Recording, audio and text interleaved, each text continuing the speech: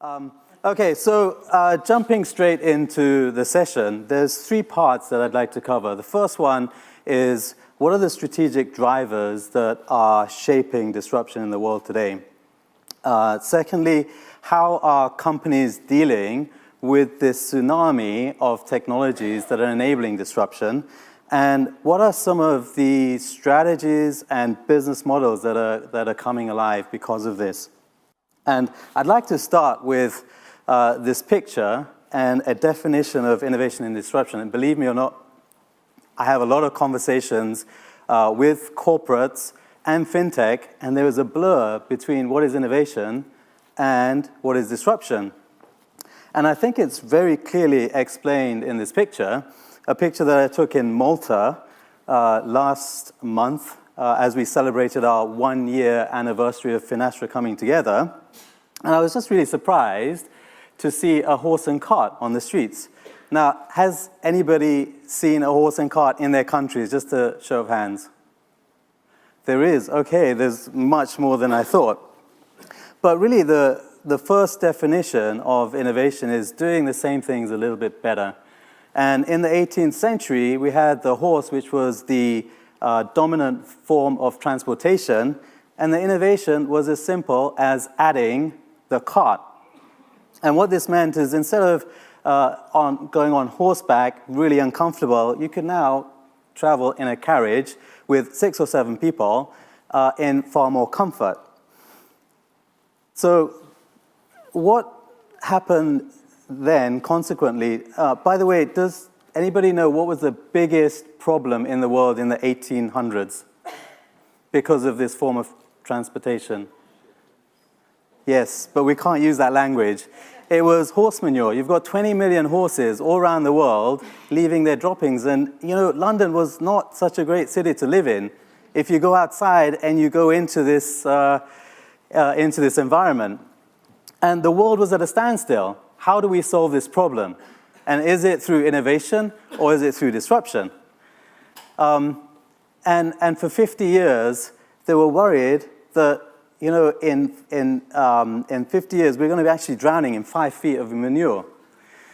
So the answer to this came with an invention and a disruption, which is actually the combustion engine and the motor vehicle. So the second definition is that when you want to do something truly disruptive, then you never change things by fighting the existing reality. To change something, build a new model that makes the existing model obsolete. So the car made the horse and cart obsolete. Straight away, within 2 decades, all horses and carts vanished from the streets, except some of them are museum pieces, and some of them are now in tourist destinations. And that whole issue of environmental pollution went away. Now, interesting thing is that history repeats itself. And in 2005, Tesla announced the Roadster, an electric sports vehicle. And guess what? The electric vehicle is going to disrupt the motor vehicle. And in 2 decades, by 2025, it's predicted that there will be no more combustion engines.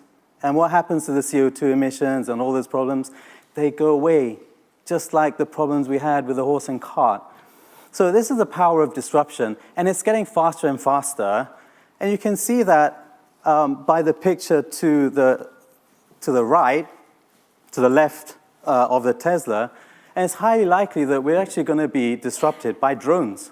We could be flying faster than we ever imagined. And Uber is already piloting in key cities the concept of taxis to transport you to different destinations.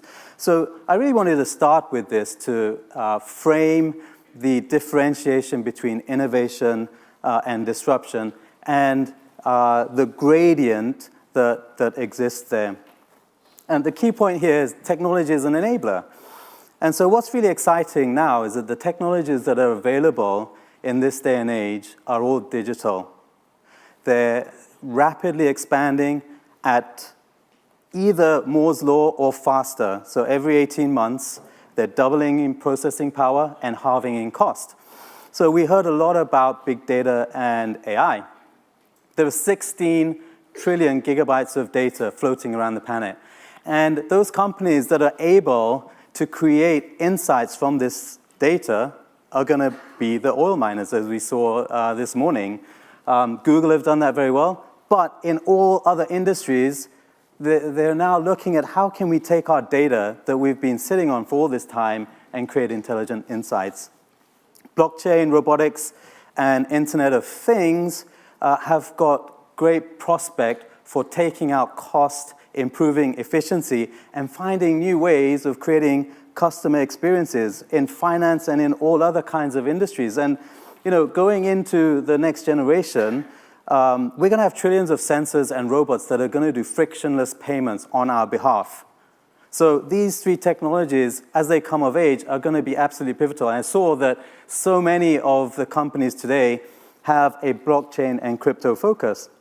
And when we get to augmented reality, we have scientists and entrepreneurs that are creating high-definition virtual worlds, simulated virtual worlds. And what happens when the virtual worlds are higher definition than reality itself? Reality gets disrupted by virtual reality. And you can see that from the smartphone and the analog phone. How many people still use an analog phone versus a smartphone? If you have the choice, will you ever go back to a smartphone? So as augmented reality starts overtaking and getting higher definition, we're going to see more and more of this come into the world. And then we've got the three others which are speeding up very rapidly. Biotech, which has the prospect of eliminating all diseases in the world, and quantum computing to be able to process all of that data to actually map the genome. So all of these technologies are now available to entrepreneurs at a lower cost than ever before in the world. And we can see this, a useful way of seeing how they're coming into society is the 6 Ds of exponential technologies. And it starts with digitization. The first step is going digital. And going from paper to digital, like money, crypto obviously is going to have a big impact in the world. And crypto is not restricted to Bitcoin and changing the way we think about fiat to crypto. It's about value exchange. And so the motives behind creating this are really interesting. Vitalik Buterin started Ethereum not because he wanted to make money, not because he wanted a technical challenge, but because he was frustrated with centralized gaming systems that broke down right in mid-flow of gaming. And it starts off as digitized. People actually can't see it because it's in a deceptive phase, the same as Improbable, a really interesting VR, AR company that is creating some truly amazing high-definition simulated worlds. And then as soon as there are customers that come onto the network and start enjoying these experiences, they get truly disruptive. And in the disruptive world, 3 things happen. There's democratization, so everyone has universal access. There's demonetization, the value drops to 0. Think of a time when you've paid for an international phone call these days. You won't do that. You'll use WeChat or Skype or WhatsApp. And then it's dematerialized. You don't need to be on the end of an analog phone for that to happen. So I'd like to just go through some examples in finance of how this is happening. BBVA, this could be ING, it could be HSBC, started off selling products to consumers, credit, loans, mortgages, and it took 160 years to build out a network with 132,000 employees and more than 1,800 branches. But with digitization, with mobile AI and blockchain, Alipay in just 14 years has already surpassed the market capitalization of BBA by 1.5 times. And in fact, that number's gone up to 150 billion with the recent raise that was discussed this morning. And then you might think, well, they've done it all. What are the opportunities? And in fact, in just 7 years, we've had WeChat come in and disrupt the Alipay model. And how they've done that? By messaging. Messaging has become the new platform.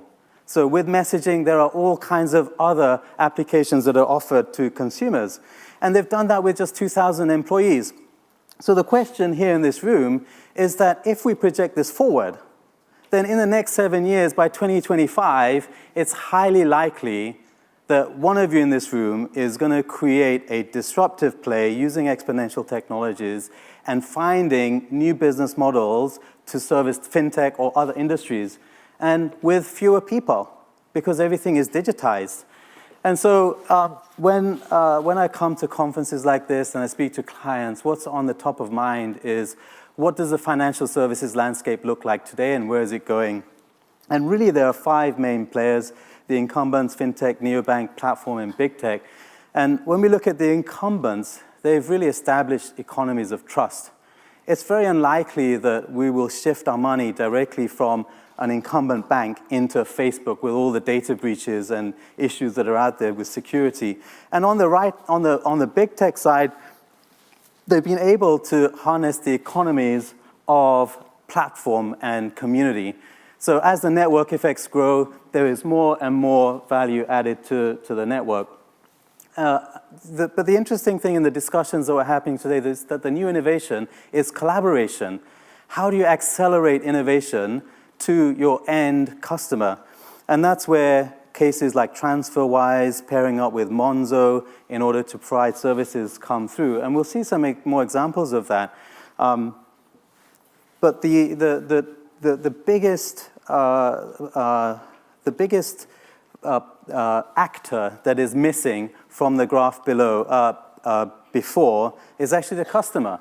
And so how we shape customer experiences for the future will define actually which one of those models will survive. And by 2020, Generation Z will be the largest consumer fintech customer group in the world. So what are you guys doing in order to service them? I read that Amazon are offering free Alexa devices to draw the net in. So I actually decided to ask my daughter about how she felt banking would evolve for her. She's 11 years old. And she turned around straight away and she said, I want money on my fingerprint and I want to pay for things like Emily does at school. And I was actually taken aback by this because I think, well, how do you get a credit card for a minor? How do you do KYC? And how do you actually put money on a fingerprint? And it turns out that it's already there with companies like ParentPay. And what they're doing is they're not thinking about the transaction. That transaction business of fees, margin, interest is vanishing. And it's turning into how do you create an experience? How do you build a community? And in this case, how do you bring parents and children together so that my daughter can go into the tuck shop, she can pay for crisps or sandwiches, and I can see that on my mobile phone. And they've been going since 2004. So we're moving to a world where the network and the platform is far more important than the transaction.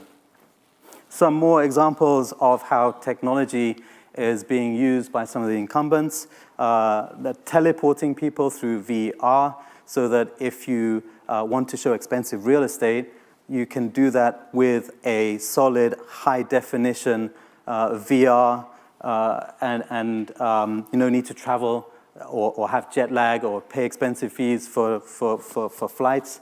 Similarly, TransferWise, we saw they're a tremendous innovator, and they're prompting the incumbents to change their model. And so BBVA have also released a similar service to Revolut.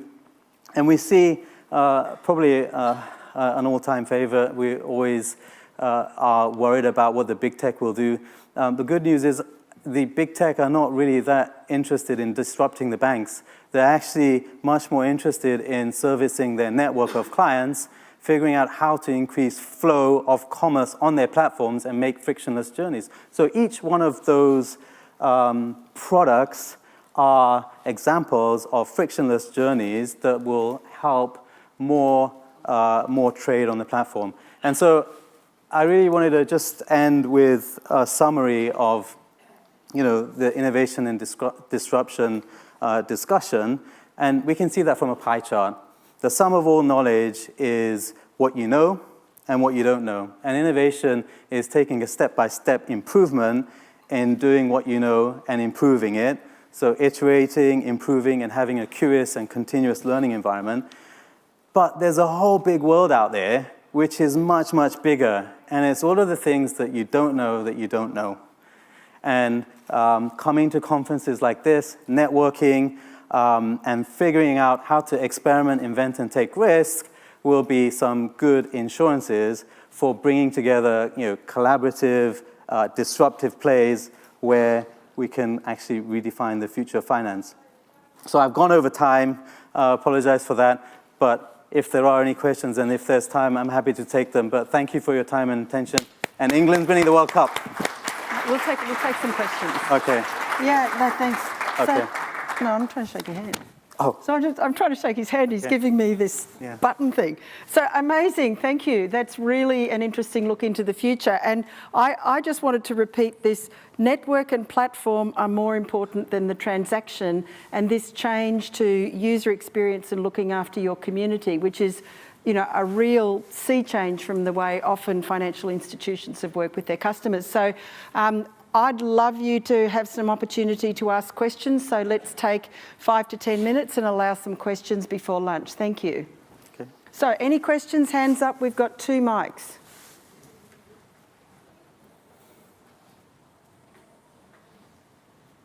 Really?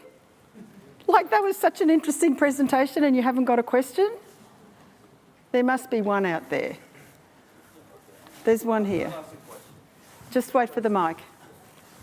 I'm very, sorry. As an investor, I am very disappointed with the performance right now in the banking sector, in the legacy banking sector. When you ask for advice, to invest your money in investment funds, you name it. I was just wondering if all these institutions, at least in my country, I come from Spain, so where let's say the weight of the legacy financial institution or financial system is so important relatively to the whole economy. How can this be changed? I mean, because are those financial institutions are going to be able to meet the challenge? I don't think so. According to your presentation, I have the feeling that they've lost this opportunity, they've missed it. Thank you very much. So I think that the financial institutions have a huge amount of trapped value. They've been servicing, our financial needs for a very long period of time, and what they've learned during that period is how to safeguard our assets and become a very good custodian of those assets. And I don't think anybody in this room will have any hesitation in putting their assets in somewhere that's safe. Now, there's always a discussion around, how much risk do you take with those assets, and that's a risk-return discussion. There are a number of fintech which will use AI predominantly to find out the best investment decisions and weight investment decisions with robo-advisors, which may give you higher returns. But ultimately, the decision will be with you to part with your funds. And it comes down to the individual, how much risk averse they are. So it comes back to, do you want to put all your pension savings into a blockchain startup? Probably not a good thing if you're looking to retire. But at the same time, if you're early in your day and you want to take a risk, then you have the opportunity to do that. But I do think that banks are going to innovate, and they're catching up very fast. So if you look at Lloyd's, there's 3.x billion that has been committed to digital spend. In the last 10 years, it's all been about regulation and compliance and ensuring infrastructure stability. But you're going to see a huge amount of innovations coming through on the digital end. So I don't think that banks are completely written off. There is very good opportunity for banks to come together with fintechs. And in fact, we need this because the fintech provide great innovation opportunities. And the banks have the economies of scale with the customer. So when you bring them together, you accelerate innovation for the client. I think, putting all of your money into Fintech, will it be around in 5 years' time? There are all those questions which are still uncertain. Thank you. We've got a question over the back there. Hi, yeah, sorry. The question was on your slide, and indeed you've just repeated it now. You made the assertion, if you like, that existing banks are, in quotes, trusted. And I question really whether they're trusted or whether they're tolerated. And they're trusted to the extent that regulators, et cetera, protect us, but trusted in the sense of transparency, that you'd willingly deal with them if you had a choice, et cetera, et cetera. I question that. Your views? I think you bring up a very good point, and that's why I think that RegTech is going to be a really great area to get into, because ultimately trust is created either by a regulated mechanism, or if you swing completely the other way and you look at what China's doing, they're looking at your profile, they're looking at how obedient you are, what your criminal record is, and then they're providing some kind of trust score on you as a person. Now that is kind of a little bit scary. Would you have a regulator want to do that? And I think most of the people in this room would probably feel a bit more comfortable with that. So I don't think you can divorce the regulator from the banks, but I do think there is opportunity to make that experience a lot more harmonized. Any more questions? We've got time for one more question before we break for lunch. Everyone's hungry. Well, thanks for a fantastic presentation. Thank you very much. Really appreciate it. Enjoy your FinTech week.